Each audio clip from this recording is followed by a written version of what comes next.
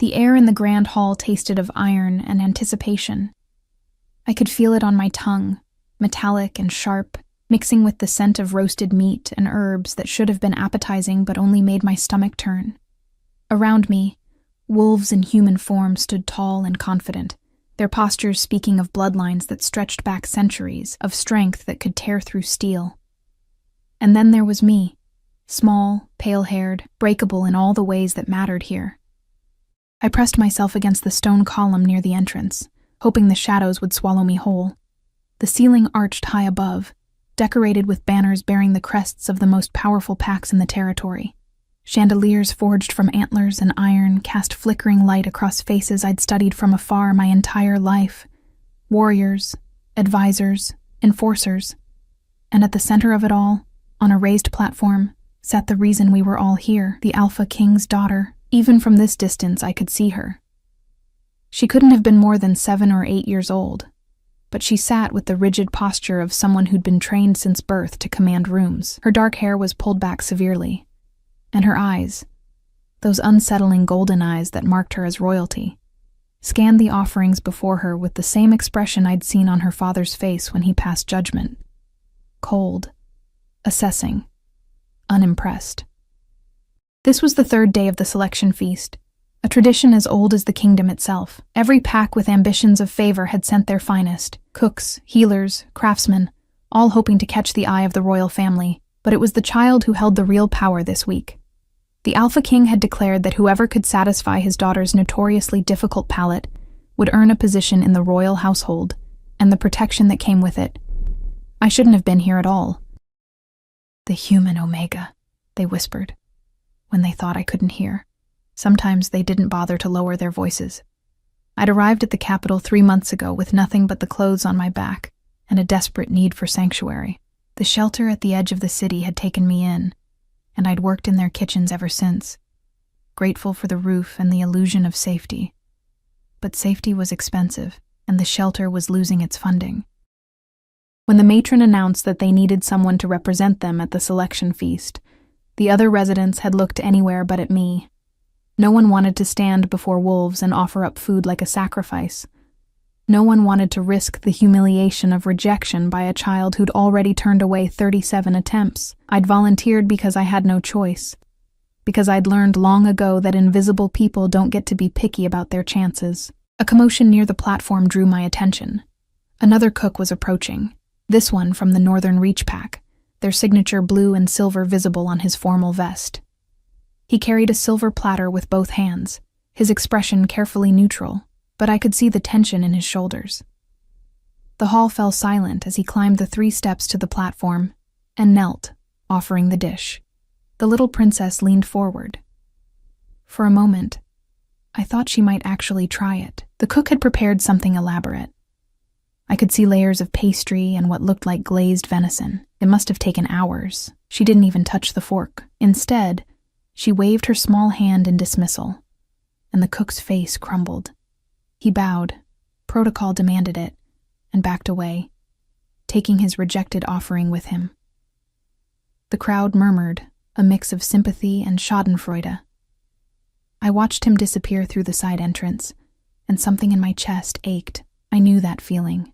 The specific shame of offering everything you have and having it deemed not enough. "Next," called the royal steward, his voice echoing off the stone. "The riverside shelter submits their offering." My legs moved before my brain could catch up with the terrible reality of what was happening. I'd been so focused on watching others fail that I'd lost track of time. Now every eye in the hall was turning toward me, and I felt the weight of their attention like physical pressure. I forced myself to breathe. In my hands, wrapped in a simple cloth, was the only thing I knew how to make well. Nothing fancy. Nothing that belonged in a hall like this. The walk to the platform felt endless. I could hear whispers rising like a tide. Is that the human? What is she thinking? This will be quick. Probably can't even cook real food. I blocked them out. I'd learned that trick too over the years. How to make yourself small enough that the words couldn't quite reach you. But my hands were shaking as I climbed those 3 steps, and I knew everyone could see it. Up close, the princess was even more intimidating. She stared at me with those golden eyes, and I felt like she could see straight through to all my failures, all my fears, everything that made me wrong for this world. Behind her stood 2 guards, their arms crossed, their expressions making it clear what they thought of me being this close to royalty. I knelt, as the others had done, and carefully unwrapped my offering. It wasn't much. Flatbread, still warm, with butter I'd churned myself that morning. Next to it, a small bowl of soup, chicken and vegetables, nothing exotic, nothing impressive. The kind of food that kept you alive when you had nothing else. The kind of food that tasted like someone cared whether you made it through the night. I'd made it because it was all I had to give. Because it was honest. The princess looked at it for a long moment. Then she looked at me, and I felt something shift in her expression. Confusion, maybe, or curiosity. She reached for the bread. The hall held its breath. She tore a small piece, dipped it in the soup, and brought it to her mouth. Time stopped. She chewed slowly, her face unreadable. Then she reached for more and more. Within minutes, she'd finished half the bread and most of the soup, eating with a focus I hadn't seen from her all evening. The guards exchanged glances. The royal steward stepped forward, his mouth opening and closing soundlessly. When she finally set down the empty bowl, the princess looked up at me with those unnerving golden eyes and spoke for the first time all evening. "What's your name?" My voice came out barely above a whisper. "Emma, Your Highness." She nodded, as if confirming something to herself. Then she turned to her father's advisor, who'd been standing frozen by the throne. "I want her to stay." The hall erupted. I heard shouting, protests, disbelief. Someone was demanding to know what enchantment I'd used, what trick I'd played. But through it all, I kept my eyes on the little girl who'd just changed my life with 4 words. And I saw something there I recognized: loneliness. She wasn't looking for the most elaborate dish or the rarest ingredients. She was looking for something that tasted like being cared for, something that didn't come with expectations or political maneuvering. Something real. The royal steward approached, his face a mask of diplomatic neutrality. "The princess has made her selection. Emma of the Riverside Shelter, you are hereby summoned to serve in the royal household. You will report to the head cook at dawn tomorrow." I bowed, because I didn't know what else to do. My mind was racing, trying to catch up with what had just happened. A position in the royal household meant safety, meant food, meant I wouldn't have to run anymore. It also meant living among wolves who already resented me. As I backed away from the platform, clutching my empty cloth, I caught sight of faces in the crowd. Some looked shocked, others looked furious, and near the back, partially hidden by a tapestry, I saw him for the first time. He stood apart from the others, taller, broader, with dark hair that fell across his forehead, and eyes that seemed to catch and hold the firelight. He wasn't watching the princess or the chaos erupting around the hall. He was watching me, with an intensity that made my breath catch.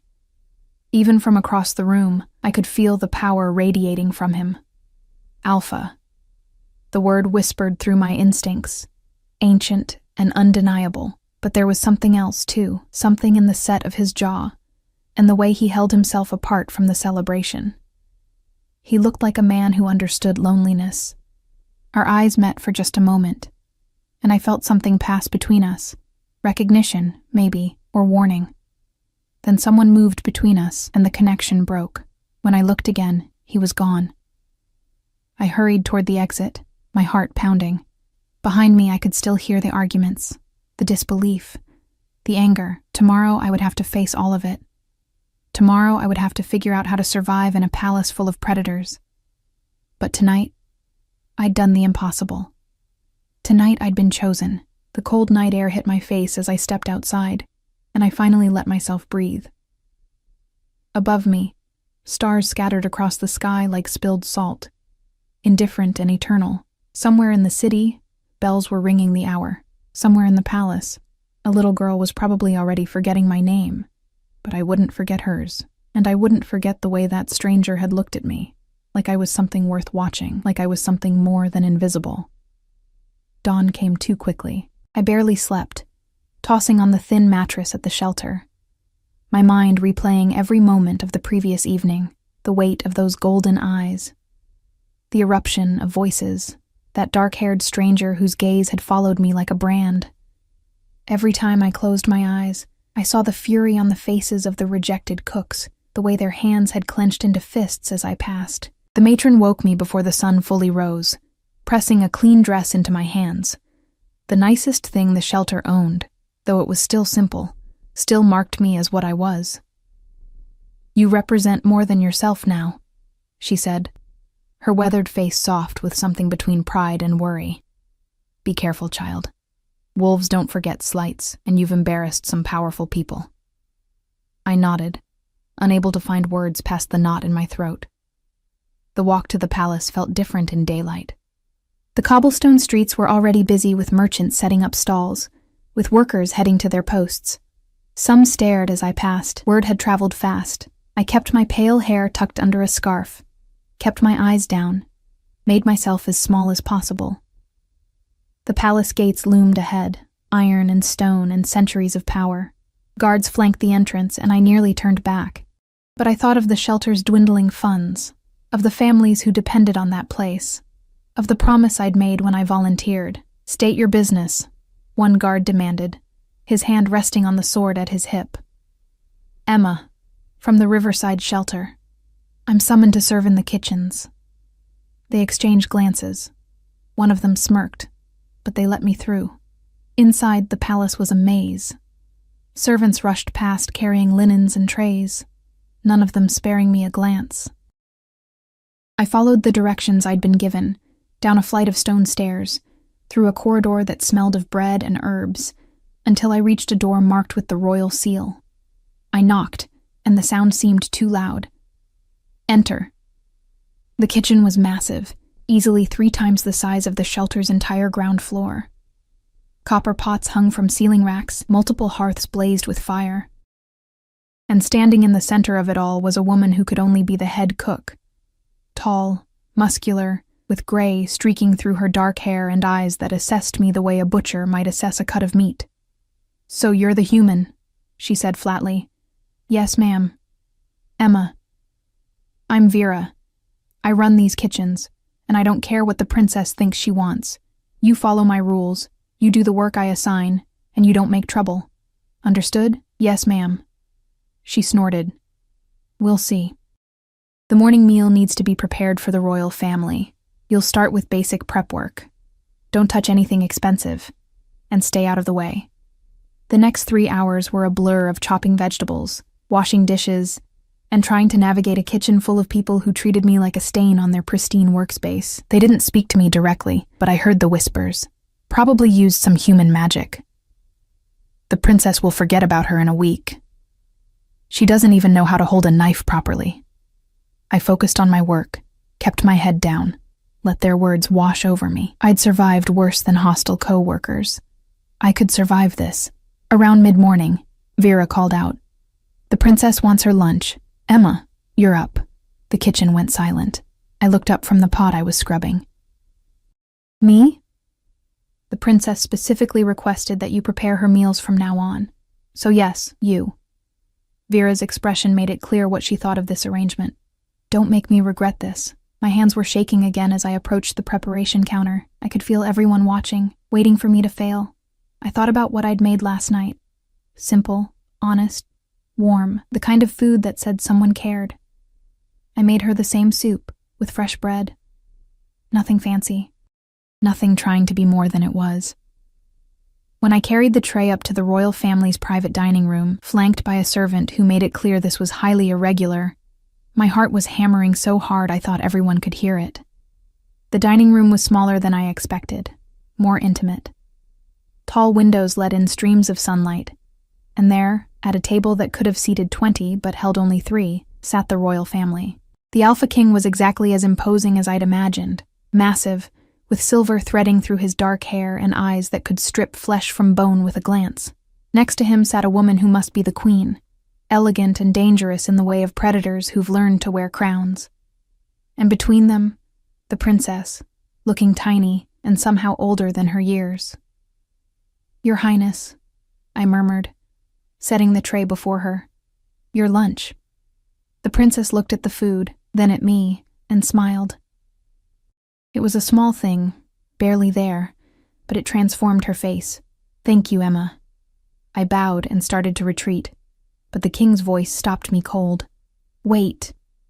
I froze, every instinct screaming danger. Slowly, I turned back.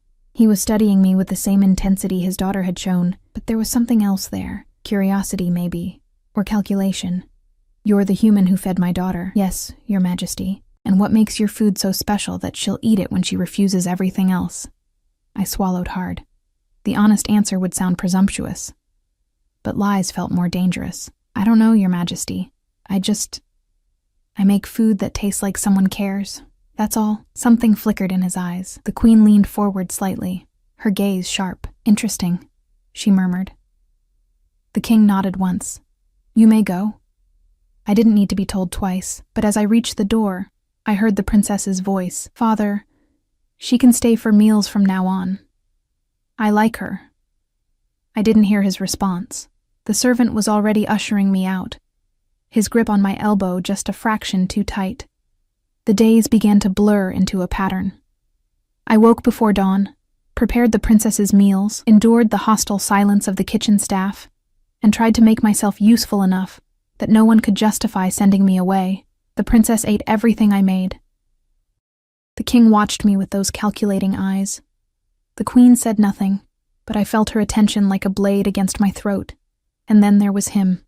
I saw him 3 more times that first week, always at a distance, always watching. He attended council meetings in the Great Hall. He trained with the royal guard in the courtyard. Once, I glimpsed him through a window, standing alone on a balcony, staring out at the city with an expression of such profound isolation that it hurt to look at. No one mentioned his name in the kitchens, but I heard it anyway, whispered by servants in corridors. Demon, the king's enforcer, his most trusted warrior, the wolf who'd single-handedly ended the rebellion in the Eastern Territories 5 years ago. And every time I saw him, those dark eyes found mine, and I felt that same jolt of recognition, like we were 2 pieces of something broken, drawn together by forces neither of us understood. It was the second week when everything changed. I was in the kitchen garden, gathering herbs for the princess's evening meal, when I heard footsteps behind me, heavy, deliberate. I turned, expecting Vera or one of the other kitchen staff. Instead, Demon stood at the garden entrance, partially shadowed by the archway, his presence filling the space like a storm about to break. We stared at each other for a long moment. Up close, he was even more overwhelming, tall enough that I had to tilt my head back to meet his eyes, broad-shouldered, with scars visible on his forearms that spoke of violence survived. But it was his face that caught me, handsome in a harsh way, with sharp cheekbones and a mouth that looked like it had forgotten how to smile. "You're Emma," he said. It wasn't a question. "Yes." My voice came out steadier than I felt. "The human who cooks for the princess." "Yes." He stepped closer, and I fought the urge to back away. Wolves could smell fear. I'd learned that early. "Do you know what you've done? I made a child some soup. You humiliated half the territory's most powerful packs. You made them look incompetent in front of their king." He tilted his head, studying me. "You're either incredibly brave or incredibly foolish. Neither. Just desperate." Something shifted in his expression. Surprise, maybe, or respect. "At least you're honest. Is that why you're here? To warn me?" "No." He moved closer still, near enough that I could smell pine and smoke and something wild underneath. "I'm here because you intrigue me. The princess has never responded to anyone the way she responds to you, and I want to know why." "I don't know why. I think you do. I think you recognize something in her that others miss, something you understand because you've felt it yourself." His words hit too close to truth. I looked away, focusing on the herbs in my basket. "Is there something you need, sir?" "Demon." "Not sir." He paused. "And yes, I need you to be careful. There are people in this palace who don't want you here. People who see you as a threat or an opportunity. And neither of those things end well for humans in wolf territory. I know. I'm trying to stay out of trouble. That won't be enough." His hand moved, and for a terrifying second, I thought he might touch me. Instead, he gestured toward the palace. "The princess's birthday is in 2 weeks. There will be a celebration. You'll be expected to prepare the feast." My stomach dropped. The entire feast? The king wants to see if the first time was luck or skill. If you fail... He didn't need to finish the sentence. "I understand." "Do you?" He leaned in, his voice dropping lower. "Because I don't think you understand what you've walked into. This court, this family, we're not like the stories humans tell about us. We're complicated and dangerous, and none of us are here by choice. Then why stay?" The question seemed to surprise him. For a moment, that mask of control slipped, and I saw something raw underneath. Pain, maybe, or resignation, because some debts can't be repaid. Some loyalties can't be broken, even when they cost everything. Before I could respond, voices echoed from the corridor. Demon stepped back immediately, his expression closing off. "Remember what I said. Be careful." Then he was gone, moving with the fluid grace of a predator, leaving me alone in the garden with my racing heart and 1,000 questions I couldn't ask. That night, lying in my small room in the servants' quarters, I stared at the ceiling and tried to make sense of everything. The princess who ate my food, the king who watched me like a puzzle to solve, the queen who said nothing but missed nothing, and Demon, with his warnings and his scars and his eyes that saw too much. I'd thought being chosen would mean safety, but I was beginning to understand that I'd traded one kind of danger for another. The only question was whether I'd survive long enough to understand the rules of this new game. Outside my window, the moon rose full and silver, and somewhere in the palace, wolves were howling. The 2 weeks before the princess's birthday passed in a haze of preparation and mounting pressure. Vera assigned me a corner of the kitchen where I could work without interfering with the main feast preparations, but the separation only highlighted how alone I was. The other cooks moved around me like water around stone, never acknowledging my presence unless absolutely necessary. I caught fragments of their conversations, complaints about workload, gossip about noble families attending the celebration, speculation about whether the human would finally fail. I spent my nights planning the menu. Nothing too elaborate. Nothing that would try to compete with the grand dishes Vera's team was creating. The princess wanted food that tasted like care, and that's what I'd give her. Roasted chicken with herbs, fresh bread, vegetable soup with cream, a simple cake with honey and berries. Food that said, "You matter." Demon appeared 3 more times during those 2 weeks, always unexpectedly, always leaving me off balance. The first time I was in the storage room, reaching for flour on a high shelf. I felt him before I saw him, that electricity in the air that preceded his presence. When I turned, he was leaning against the doorframe, arms crossed, watching me with that unreadable expression. "You should ask for help when you need it," he said. "I'm fine." He moved forward anyway, reaching past me to pull down the heavy sack with one hand. His arm brushed mine, and I felt heat race through me despite the cool cellar air. He set the flour on the counter but didn't step back. "The council is divided about you," he said quietly. "Half think you're a harmless novelty. The other half think you're a threat that needs to be removed." "Which half are you?" His mouth quirked. Not quite a smile, but close.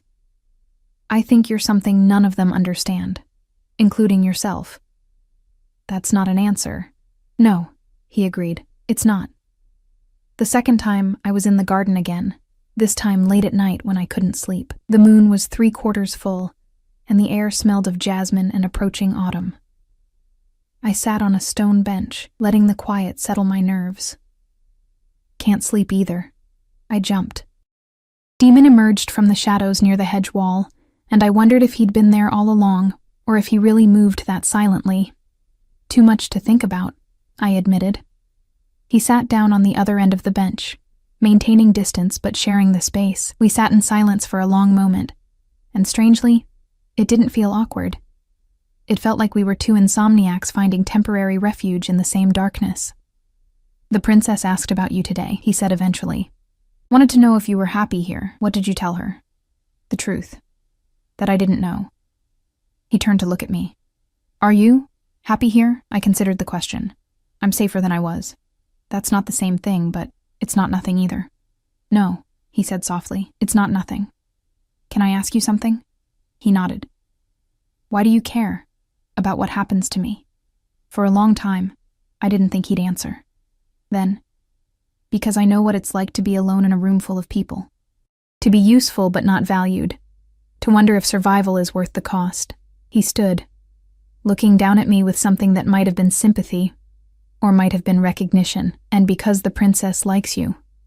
And I've learned to trust her instincts. She sees things the rest of us miss. He left before I could respond, disappearing into the shadows like he'd never been there at all. The third time was just 2 days before the birthday celebration. I was carrying supplies from the market, my arms full of packages, when someone stepped into my path. Not demon this time. 3 wolves I recognized from the kitchen, sous chefs who'd been among those whispering about me. They formed a loose semicircle, blocking my way down the narrow alley. Well, well, the tallest one said, his smile showing too many teeth. The little human, all alone. My heart kicked into overdrive, but I kept my voice steady. Excuse me. I need to get back to the palace. What's the rush? We just want to talk. He stepped closer. Want to understand how you did it. How you tricked the princess into preferring your pathetic scraps over real cooking. I didn't trick anyone. Now please move. Or what? Another one laughed. You'll report us? Tell the king that his kitchen staff hurt your feelings? I knew this game. I'd played it before, in other places, with other predators.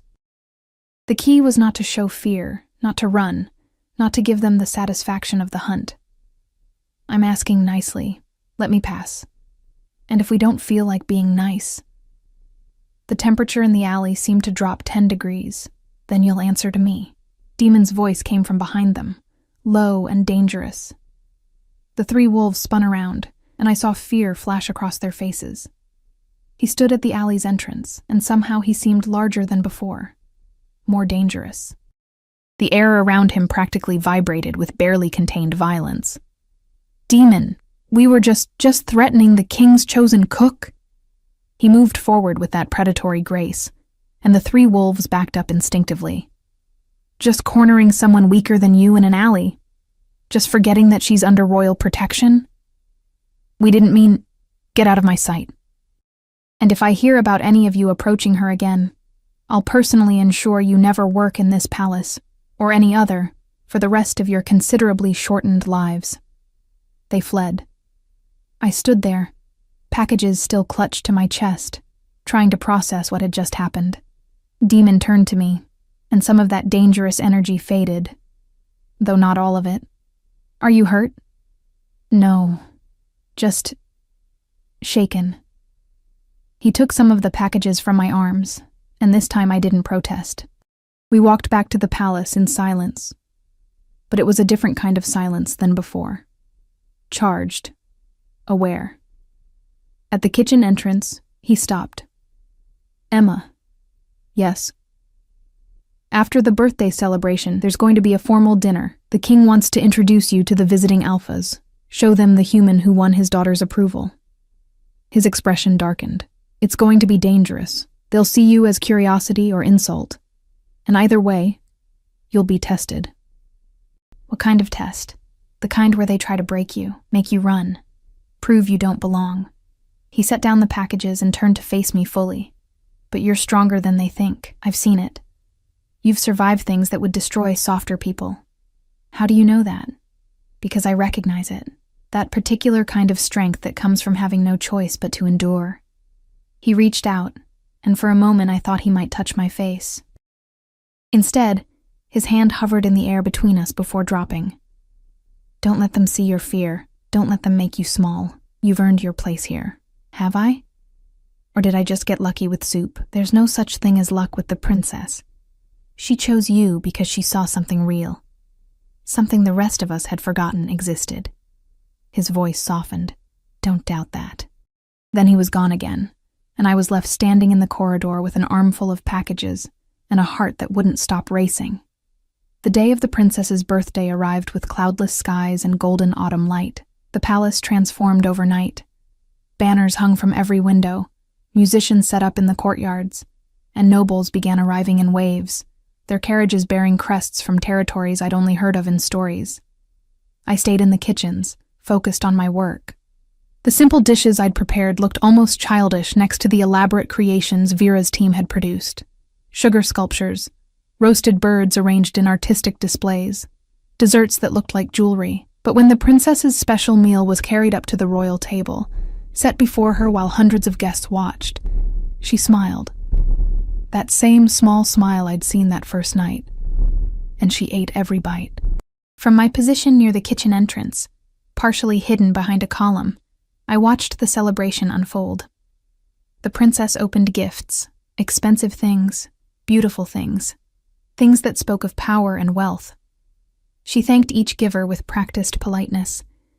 But when the king stood to make his announcement, the hall fell silent. "My daughter turns 8 today," he said, his voice carrying across the crowd.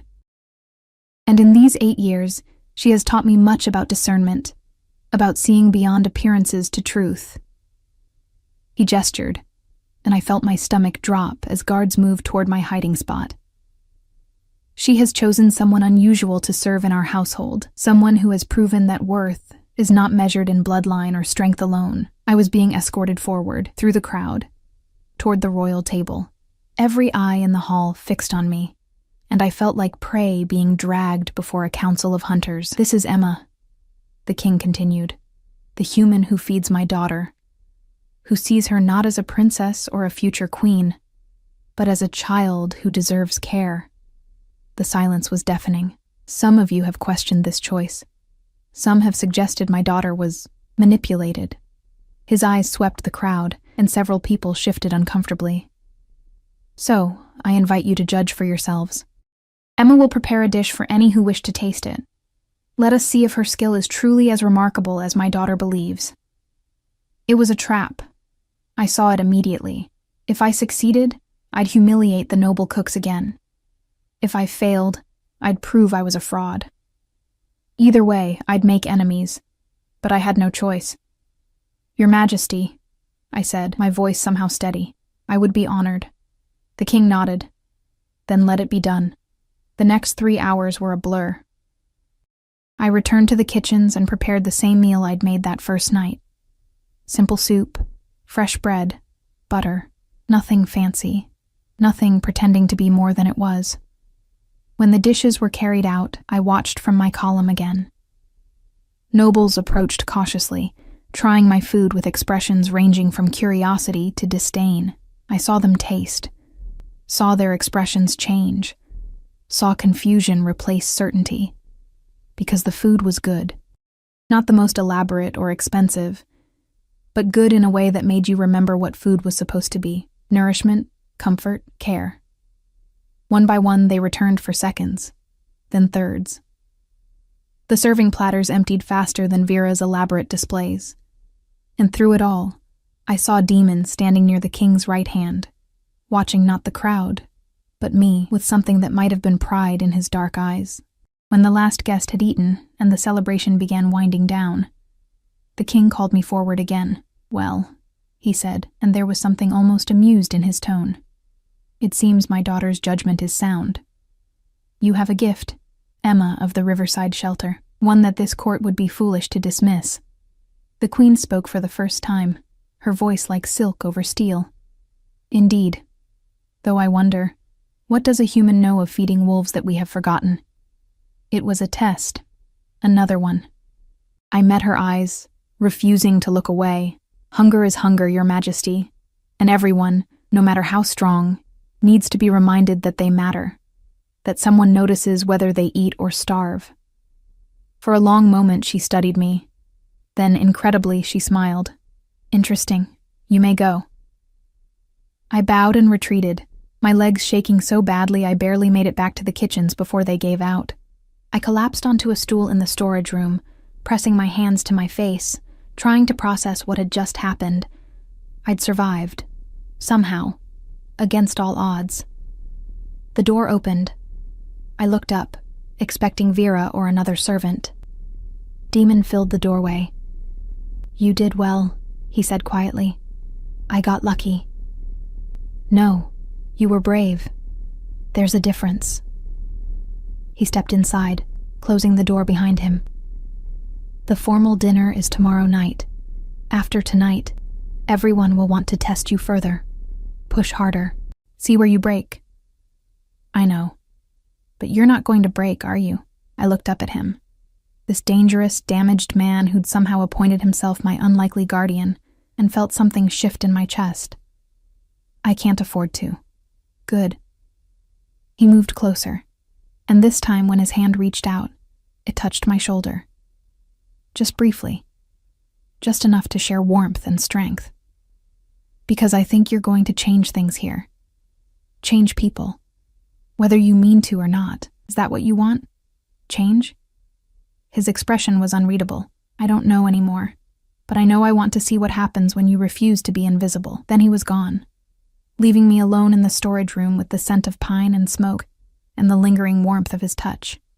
Tomorrow would bring new tests, new dangers, but tonight, I'd proven something important. I belonged here, and I wasn't going anywhere. The formal dinner was held in the palace's oldest wing, in a hall built from stone that predated the current kingdom. Torches lined the walls, casting shadows that danced and twisted like living things. The long table could seat 50, and tonight it was full. Alphas from every major territory, their most trusted advisors, members of the royal council, and scattered throughout, enforcers like Demon whose job was to maintain order should tensions boil over. I stood near the kitchen entrance, dressed in the formal serving uniform Vera had thrust at me that morning. It was better quality than anything I'd ever worn, but it still marked me clearly as staff, as other. You'll serve the king's table directly, Vera had instructed, her face tight with disapproval. Do not speak unless spoken to. Do not make eye contact with the guests. And for the love of all that's sacred, do not embarrass this kitchen. Now, watching the guests arrive, I understood why she was worried. These weren't the curious nobles from the birthday celebration. These were the people who truly ran the territories. Alphas who commanded thousands, who'd survived challenges and wars, who viewed humans as prey or property depending on their mood, and I was going to walk among them carrying plates. The king entered with the queen on his arm, the princess trailing behind with her governess. The room fell silent, everyone rising as one. The king took his seat at the head of the table, and the dinner began. I moved through my duties mechanically, filling wine glasses, delivering plates, trying to be invisible. But I could feel eyes on me constantly, assessing, judging. Some curious, some hostile, all of them making it clear I was the evening's real entertainment. So this is the famous human cook, a voice said loudly enough to carry. I glanced up to see a massive alpha with red gold hair and a scar across his jaw. Doesn't look like much. Looks can deceive, Garrett, another alpha replied, this one older, with silver in his dark hair. The question is whether she's a genuine talent or a passing fancy. Perhaps we should test her, a third suggested, and my blood ran cold at his tone. See what else she's good for besides soup. The temperature in the room dropped. I didn't need to look to know Demon had reacted, but it was the king who spoke, his voice cutting through the tension like a blade. Emma serves at my daughter's request and under my protection. Any who forget this will answer to me personally. He paused, letting the weight of that sink in. Is that understood? Murmurs of agreement, though I saw resentment flash across several faces. The meal continued, but the atmosphere remained charged. I focused on my work, on keeping my hands steady, on not spilling anything or dropping anything or giving anyone an excuse to question my competence. Between courses, while the kitchen staff prepared the next round of dishes, I stepped into the corridor for air. My hands were shaking, and I pressed them against the cool stone wall, trying to center myself. They're testing you. I spun. Demon stood a few feet away, partially hidden in shadow. He'd removed his formal jacket, and his white shirt was open at the collar, making him look less like a royal enforcer and more like something wild, barely contained by civilization. I noticed, I said. It's going to get worse. After dinner, the king wants you to address the council, explain your approach to cooking for the princess. What? Why? Because half of them think you're using some kind of human magic or manipulation. The king wants to prove you're not. He moved closer. He's putting you on display, Emma, making you prove your worth again and again. It's a test for you, but it's also a message to them that he makes the rules here, not their prejudices. And if I fail, you won't. You don't know that. Yes, he said quietly. I do. Because you've already survived things that should have broken you. This is just another room of predators, and you've been navigating rooms like this your whole life. His certainty unnerved me. Why do you have so much faith in me? You barely know me. He was quiet for a long moment, and when he spoke, his voice was rougher.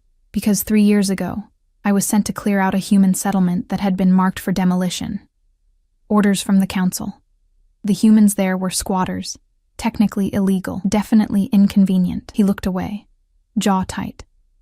I did my job, efficiently, thoroughly, but there was a girl there, maybe 12, who looked at me before she ran, just looked at me, and I saw myself reflected in her eyes.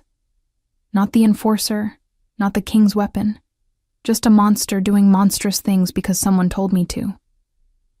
My breath caught. I can't undo what I've done, can't bring back those I've displaced or hurt or worse, but I can make sure that when someone like you, someone brave enough to be vulnerable in a place like this, I can make sure you don't get crushed by the same machinery that made me into this. He gestured at himself, and I heard decades of self-loathing in that simple motion. Demon. You should get back. They'll notice if you're gone too long. He disappeared before I could respond, and I was left in the corridor with a fuller understanding of the man who'd been watching over me. He wasn't just protecting me because the princess liked me. He was protecting me because he'd failed to protect others, and this was his way of trying to balance scales that could never truly balance.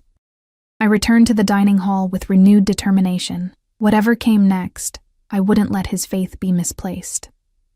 The meal concluded, and servants cleared the table. The king stood, and silence fell immediately. We have much to discuss tonight regarding territory disputes and trade agreements. But first, I believe many of you have questions for Emma. He gestured to me.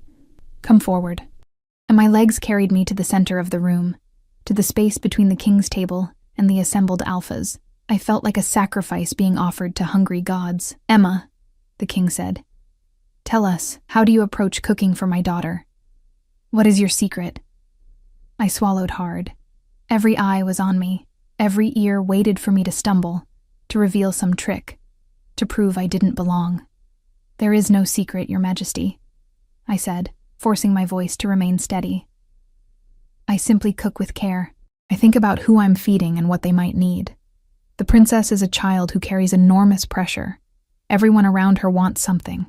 Approval, favor, alliance. So I give her food that asks for nothing in return. Food that says, you can just be you, and that's enough.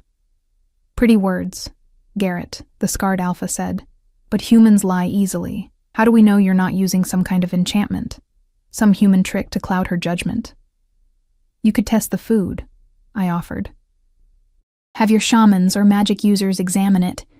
They'll find it's just food, good ingredients, careful preparation, honest intent, nothing more. And yet, wolves far more skilled than you have failed to satisfy her, an older female alpha said, her tone sharp. Are you claiming to be more talented than our finest cooks? No, ma'am. I'm claiming to be more desperate, to understand what it means to be hungry for something other than food. I met her eyes. The princess isn't picky because she's spoiled. She's picky because she's lonely, and loneliness has a taste that no amount of expensive ingredients can hide. The room went very quiet. The queen leaned forward, her expression unreadable. You speak of loneliness as if you're intimately familiar with it. I am, Your Majesty. I've spent most of my life alone in rooms full of people, so I recognize it in others. And you believe my daughter is lonely? There was danger in her voice now. Surrounded by tutors and guards and servants? I believe, I said carefully, that being surrounded and being seen are not the same thing, and that sometimes the people closest to power are the most isolated of all. For a heartbeat, I thought I'd gone too far. Then the queen's expression shifted. Not quite a smile, but something close to approval. Interesting.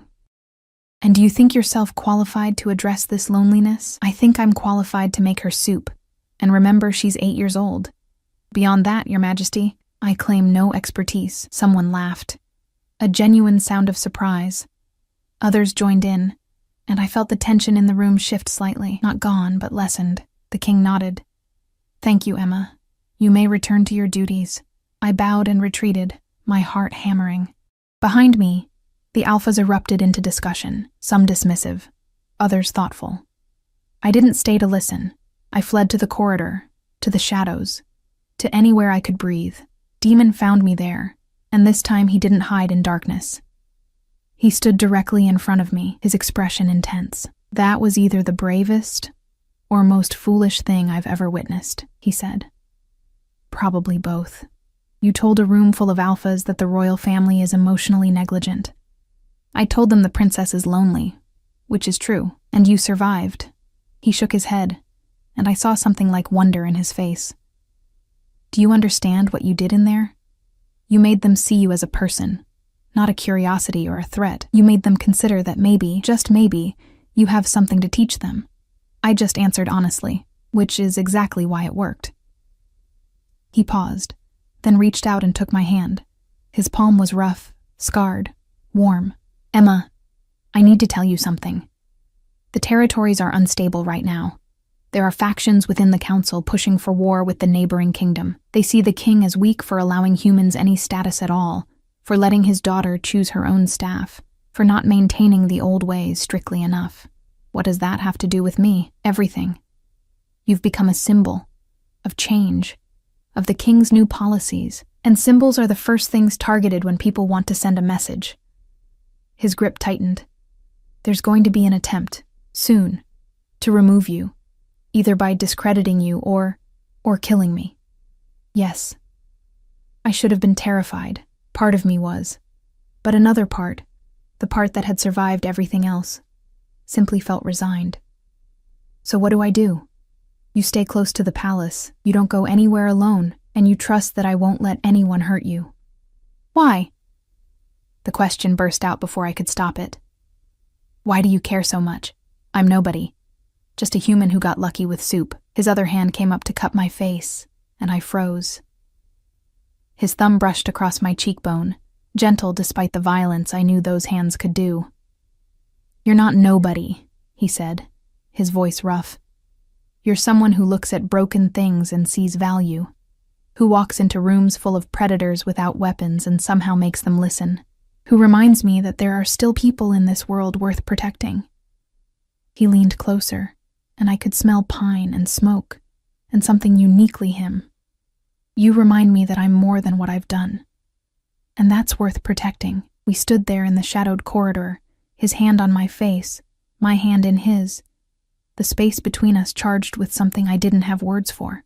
Attraction, yes, but more than that. Recognition. Understanding. The peculiar intimacy of two damaged people finding each other in the dark.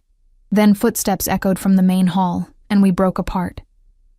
Demon's expression shuddered immediately, becoming the stone-faced enforcer again. "Remember what I said. Stay vigilant." He was gone before I could respond. I returned to my quarters late that night, exhausted but too wired to sleep. I lay on my narrow bed, staring at the ceiling, replaying everything. The dinner, the questioning, Demon's warning. His touch. I was in danger. Real danger. But somehow that felt less frightening than the other truth I was beginning to acknowledge. I was falling for the king's enforcer. The dangerous, damaged man who'd appointed himself my protector. And in this world, in this place, that was possibly the most dangerous thing of all. Outside my window, clouds covered the moon, and the palace settled into uneasy silence. Somewhere in the building, the princess slept, surrounded by guards and luxury and the particular loneliness of being precious. Somewhere else, Demon stood watch, carrying burdens I was only beginning to understand, and I lay awake, wondering if survival was enough, or if I wanted something more, something worth fighting for, something worth the risk. The attack came 3 days later, in the gray hours before dawn. I woke to the sound of shattering glass and screaming.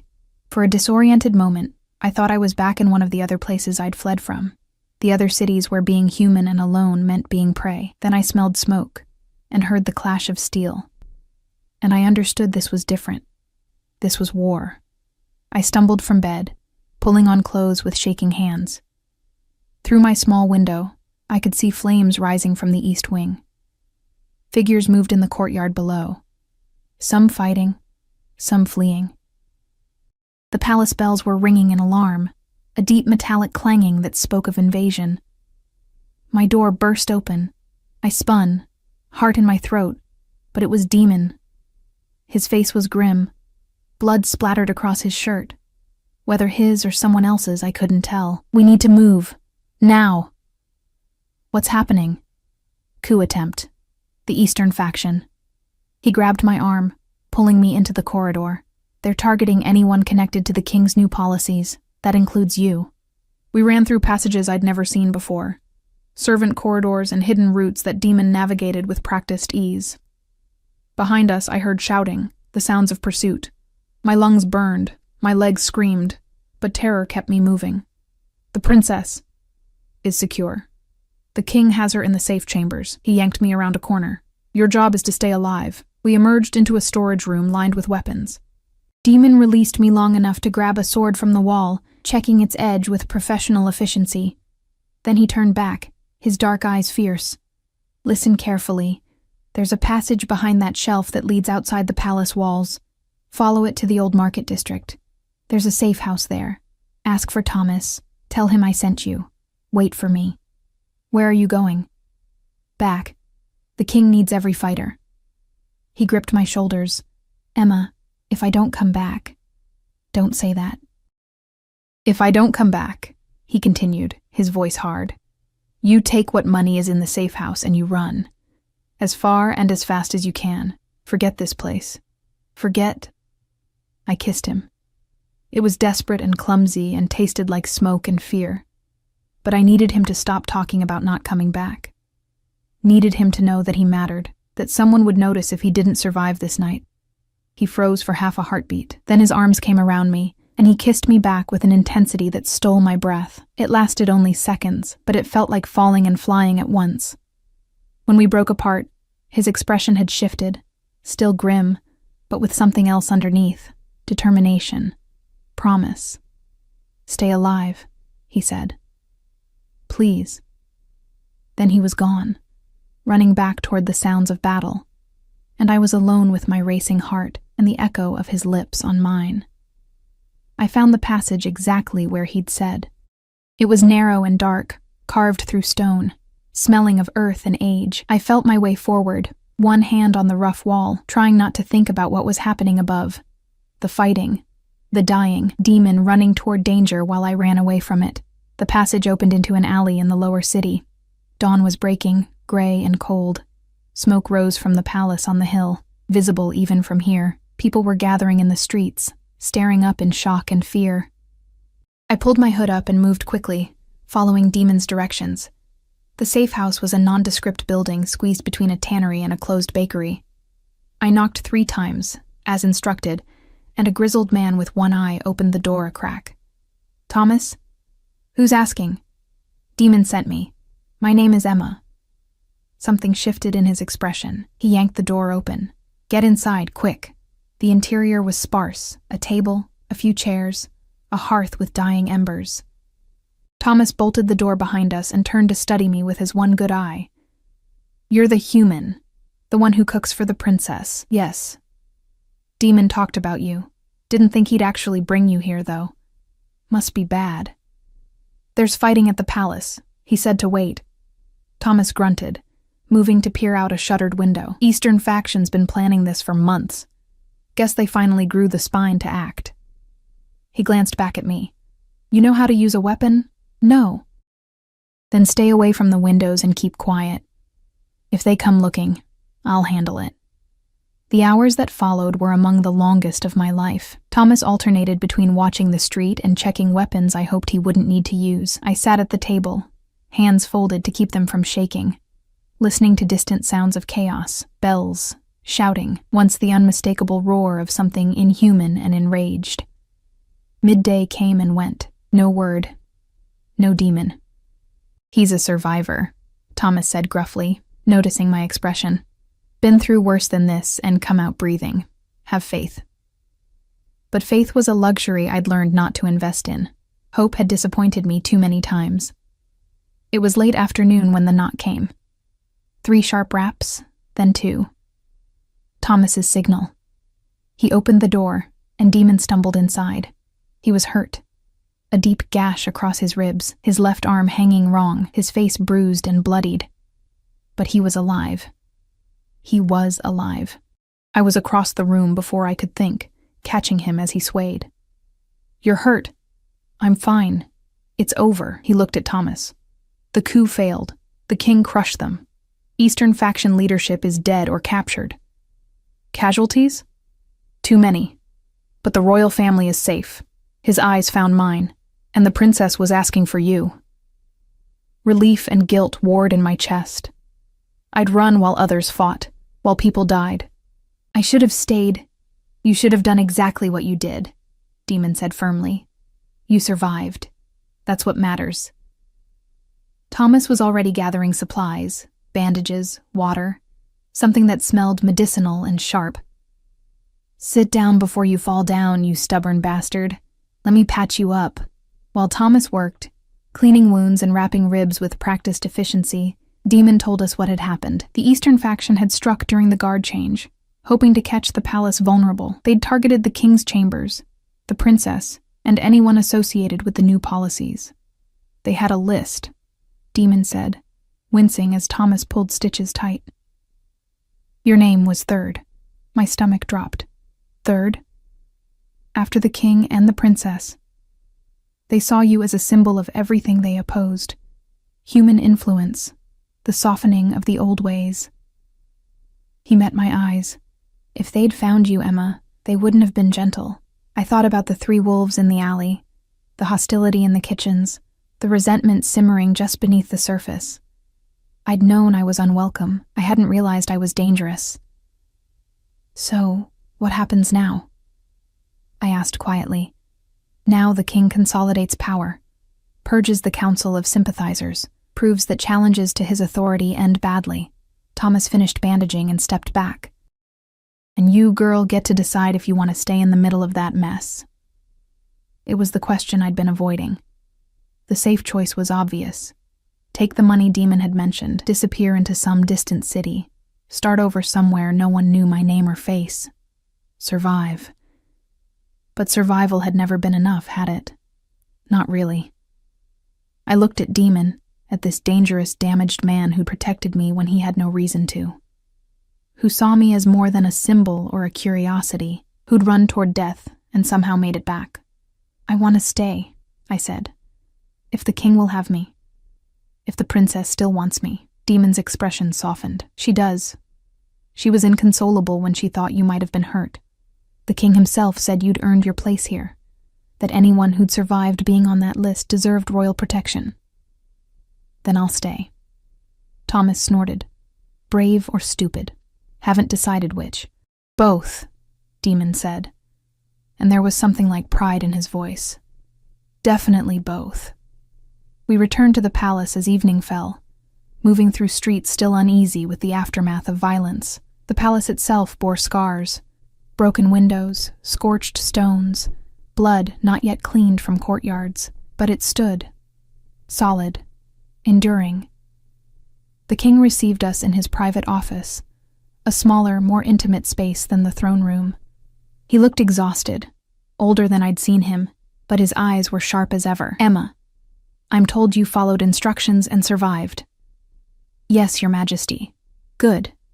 My daughter has been asking for you constantly. She wants to know if you're hurt, if you're coming back, if you'll make her soup tonight." He paused. "She was more distressed about your safety than her own. I find that telling." I didn't know what to say to that. The faction that attacked sought to eliminate what they saw as corrupting influences, human presence in the palace, my daughter's autonomy in choosing her household, any deviation from the old ways. He stood, moving to the window. They failed. But their attempt revealed how fragile my reforms truly are, how much resistance exists beneath the surface. "Your Majesty," he raised a hand, "I'm not ending your employment, Emma. Quite the opposite.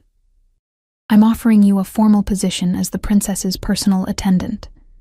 You'll live in quarters near hers, attend her throughout the day, ensure she eats and feels cared for. In exchange, you'll have royal protection and a salary befitting your importance. It was more than I'd ever hoped for. Security, purpose, a place that was mine by right, not by accident. I accept, Your Majesty. Thank you. Don't thank me yet. This position makes you more visible, more vulnerable. There will always be those who resent your presence. Can you live with that? I thought about everything I'd survived to get here. The cities I'd fled, the hunger and fear and loneliness, the slow, painful work of building something from nothing, over and over. Yes, Your Majesty, I can. He nodded. Then we're agreed.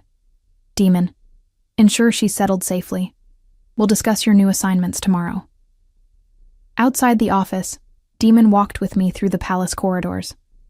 His wounds had been properly treated by the royal healers, though I could tell he was still in pain. We reached the residential wing, climbing stairs toward quarters I'd never accessed before. These will be yours, he said, opening a door to reveal rooms far nicer than anything I'd ever had. A real bed, windows with actual glass, space enough to breathe. It's too much. It's exactly right. He stepped inside with me, closing the door. We stood in the quiet, the sounds of the palace muffled. Emma, about what happened in the storage room, we don't have to talk about it. I think we do. He moved closer, and despite everything, the blood, the exhaustion, the chaos, I felt that same electric pull. I meant what I said. I need you to stay alive, but it's not just about redemption anymore, or protecting symbols, or any of the other reasons I've told myself. Then what is it? It's you. His hand came up to touch my face, mirroring that moment in the corridor days ago. You, who walks into danger with soup and honesty, who sees lonely children and broken enforcers and somehow makes both feel less alone, who kissed me like I was worth coming back to. My breath caught. You are worth coming back to. Am I? His voice was rough. I've done terrible things, Emma. Things I can't undo. People I've hurt because I was ordered to. Because it was easier than questioning. I'm not a good man. Maybe not. But you're trying to be better. That counts for something. Does it count enough? He leaned his forehead against mine. Enough that you'd want this? Us? Whatever this could be. I thought about all the reasons this was complicated.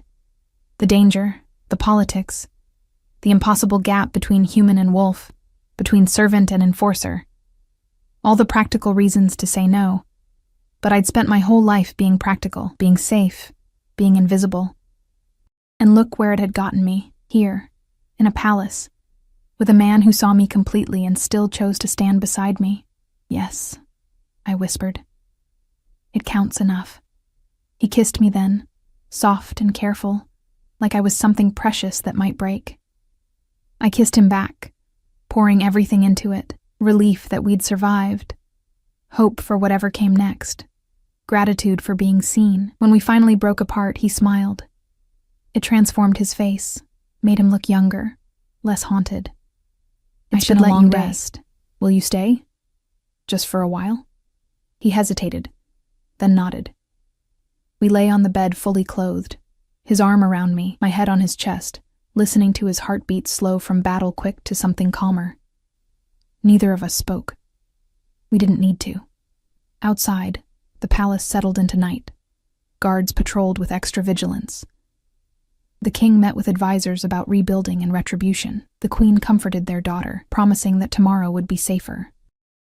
And I lay in the arms of a man who'd chosen me, in rooms that were mine, in a place where I finally, impossibly, belonged. The next morning, I woke early and made my way to the kitchens. Vera looked up from her work, her expression unreadable. You came back. I did. The princess will want breakfast, I know. I prepared it carefully. Soup and bread and butter, nothing fancy. Everything honest. When I carried the tray up to the royal family's dining room, the princess's face lit up in a way that made my chest ache. Emma, you're safe. I'm safe, Your Highness. She insisted I sit with her while she ate, telling me about the scary night and how brave her father had been, and how she'd known I'd come back, because I promised I would, even though I hadn't promised anything out loud. The king watched us with something that might have been satisfaction. The queen studied me with eyes that missed nothing, and when I glanced toward the door, I saw Demon standing guard, his expression soft when he thought no one was looking. Weeks passed, then months. The palace settled into new rhythms, scarred but standing. I attended the princess daily, watching her grow and learn and slowly open up in ways her parents said she never had before. I cooked for her, read to her, listened when she needed to talk about the pressure of being who she was. And in the stolen moments between duties, I built something with Demon. It was slow and careful and sometimes complicated, but it was real. We learned each other's scars, each other's fears, each other's hopes. He taught me to defend myself. I taught him to laugh again. The court never fully accepted me. There were always whispers, always resentment simmering beneath polite smiles. But the king's protection held, and the princess's affection was genuine, and slowly, impossibly, I carved out a place that was mine. On the anniversary of that first night, when I'd knelt before a lonely child with simple soup, the king made an announcement. I was to be formally recognized as part of the royal household, with all the rights and protections that entailed. More than a servant, a valued member of the court. That night, Demon found me in the garden where we'd first really talked, where he'd admitted his past, and I'd learned that monsters could choose to be better. "A year ago you were invisible," he said, pulling me into his arms. "Now you're the person the princess trusts most, the person who changed how the king sees his own household, the person who reminded me that redemption might actually be possible." "And what are you to me?" I asked, smiling up at him. "Yours," he said simply. "If you'll have me, broken parts and all, I'll have you, broken parts and all." We stood there in the moonlight, two damaged people who'd found each other in the dark and decided to stay. The palace rose around us, solid and enduring. Inside, a little girl slept soundly, her belly full of honest food, her heart full of knowing someone cared. And I understood finally that I'd found what I'd been searching for all along. Not just safety or survival, but belonging. Purpose. Love in its many forms, the fierce protection of a dangerous man, the trust of a lonely child, the grudging respect of a king who valued truth over tradition. I'd walked into a hall full of predators with nothing but soup and honesty, and somehow, impossibly, I'd won, not by being stronger or fiercer or more like them, but by being exactly, courageously myself. The stars wheeled overhead, indifferent and eternal. Tomorrow would bring new challenges, new tests, new reasons to doubt. But tonight, held in Demon's arms, surrounded by the stone walls that had become home, I was exactly where I belonged. Visible, valued, chosen, and finally, after so many years of running, I was ready to stay.